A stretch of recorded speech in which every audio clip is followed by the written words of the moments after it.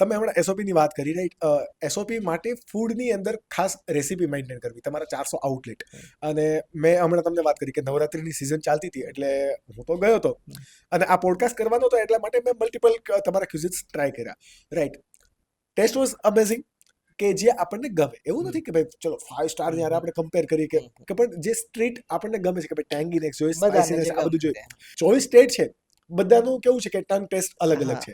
તો એ કઈ રીતે મેનેજ થાય? ભારતને વિકસિત ભારત દેશ બનાવવાની જર્નીની અંદર તમે જે પ્રમાણે અમને સાથ આપી રહ્યા છો એ બદલ તમારો ખૂબ ખૂબ આભાર.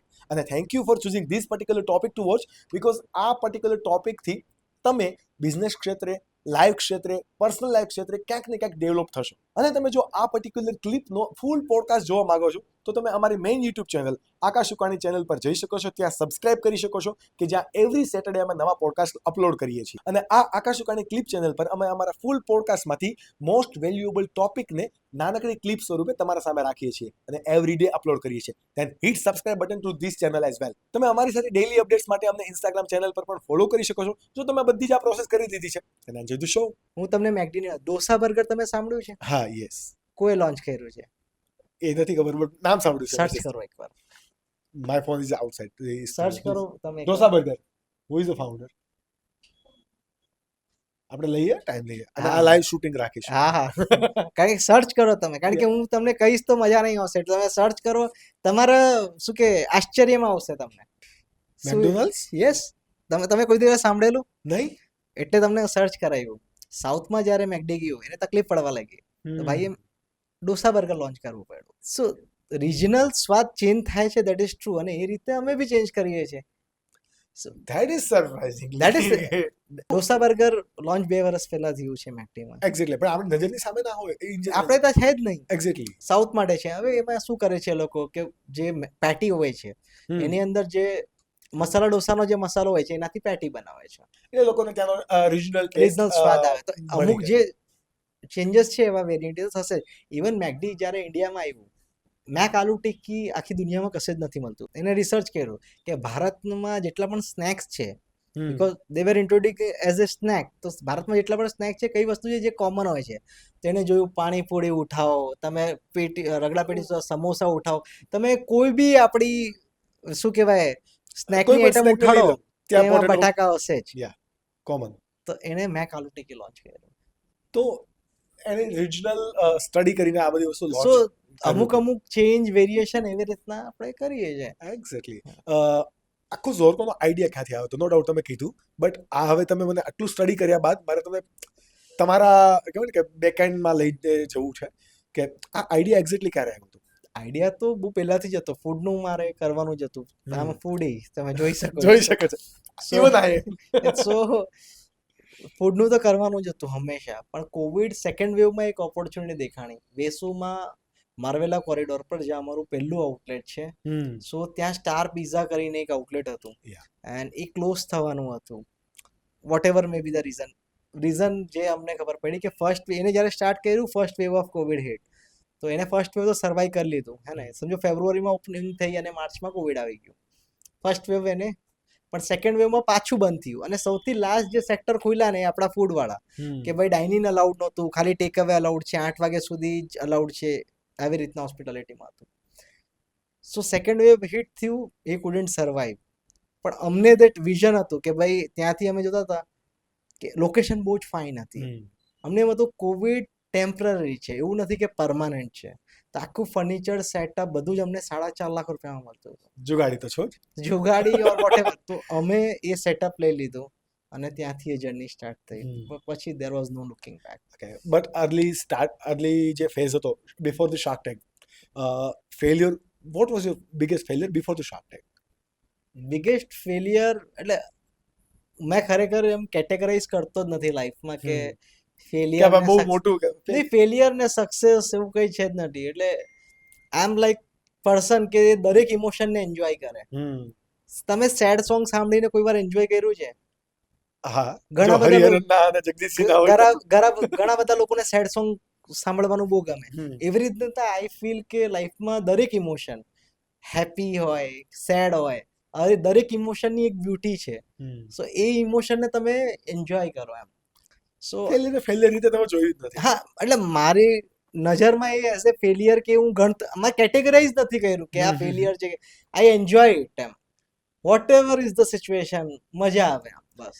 ઇન જનરલી જ્યારે કોઈ પણ ફૂડ બિઝનેસ સ્ટાર્ટ કરતું હોય ને, તમે સુરતની અંદર આપણે જ્યારથી છેલ્લા 2 વર્ષની અંદરથી થોડું રિસેશન જોઈએ છીએ, તો બહુ બધા લોકો એવા છે કે XYZ બિઝનેસમાંથી ફૂડ બિઝનેસની અંદર આવ્યા. હા, પોતે અત્યારે હજુ એમાંથી કોઈક છે, ઘણા લોકોએ પોતાની ફ્રેન્ચાઇઝ ચાલુ કરવાની કરી, બટ એ લોકો ઇન જનરલી એવું માને છે કે ફૂડ બિઝનેસ કર્યો એટલે હંમેશા પ્રોફિટ થશે.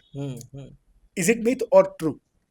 એવું ફૂડ બિઝનેસ નહીં, તમે દુનિયામાં કોઈ બી બિઝનેસ કરો, કોઈ બી વ્યક્તિ, એ કોઈ બી શું વિચારીને કરે? પ્રોફિટ કરવા માટે જ.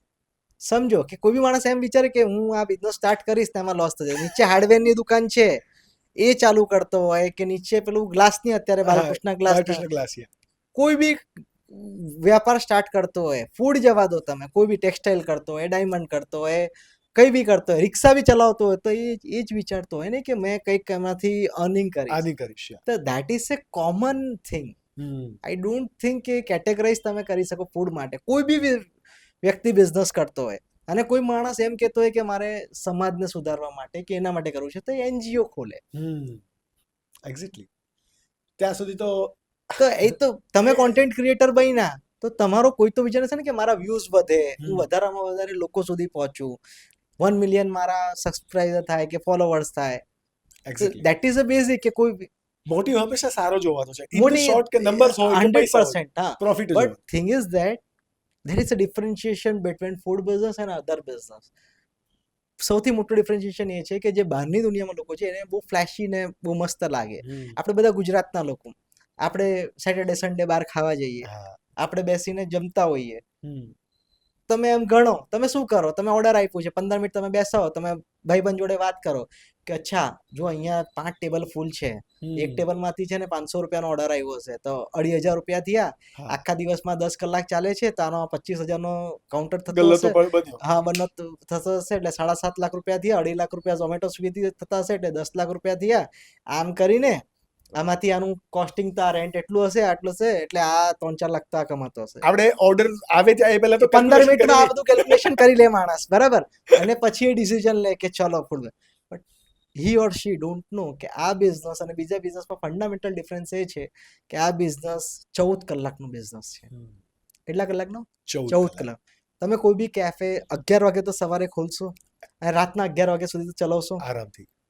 11 વાગે તમારે કસ્ટમરને સર્વ કરવાનું સ્ટાર્ટ કરવું છે, તમારે 10 વાગે આવવું પડશે. વેજીટેબલ ચોપ કરો, બધું ટેબલ વેબલ સેટ કરો, કેશ કાઉન્ટરમાં ચિલ્લર કોઇન્સ બધું ચેક કરો, બધું કમ્પ્લીટ કરવા માટે, રાઈટ? 10 વાગે તમે આવો, રાતના 11 વાગે તમે ક્લોઝ કરો, પછી તમે આખો હિસાબ કરો કે ગૂગલ પે પર કેટલા આવ્યા, ફોન પે પર કેટલા આવ્યા, બ્રેડ વાળાને કેટલા આપ્યા, વેજીટેબલ વાળાને કેટલા આપ્યા, પછી ચિલ્લર બધા કાઉન્ટ કરો, બધી નોટો અલગ અલગ કરો, 10ની અલગ કરો, બધું પેકઅપ કરીને બધા સામાન પર તમે પેક કરીને બધું ફ્રીજમાં મૂકો.